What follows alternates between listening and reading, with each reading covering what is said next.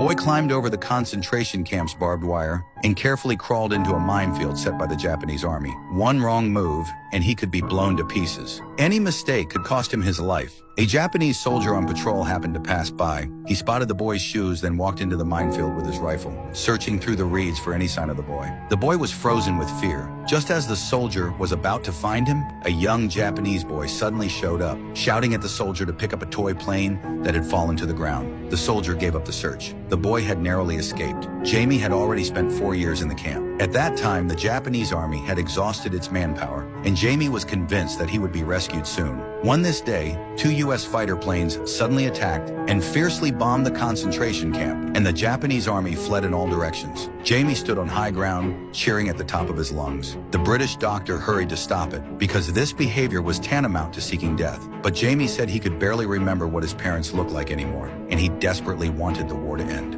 After the bombing, the Japanese were completely defeated, leaving behind tens of thousands of refugees in the camp. With no supplies left, they had no choice but to walk to Nantong on foot. After 2 days of trekking, they arrived at a massive stadium filled with treasures looted by the Japanese. Everyone decided to rest there for the night, but the next morning Jamie woke up and realized everyone else was gone. Suddenly, a blinding flash lit up the sky. Jamie thought he had made it to heaven, but in fact, it was an atomic bomb dropped by the U.S. military. Jamie decided to head back to the camp and wait for rescue. After 3 days of tough walking, he returned to the camp where he had lived for 4 years, and there he saw the Japanese boy who had saved him. The boy was smiling and handed Jamie a mango, but right then, American soldiers burst into the camp. Seeing this, the young man quickly raised his samurai sword, and the U.S. soldier decisively shot him dead. Jamie tried to save him, but it was too late. Not long after, Japan officially surrendered. Jamie was taken to a relief center where hundreds of kids were waiting for their parents to recognize them. After 4 years apart,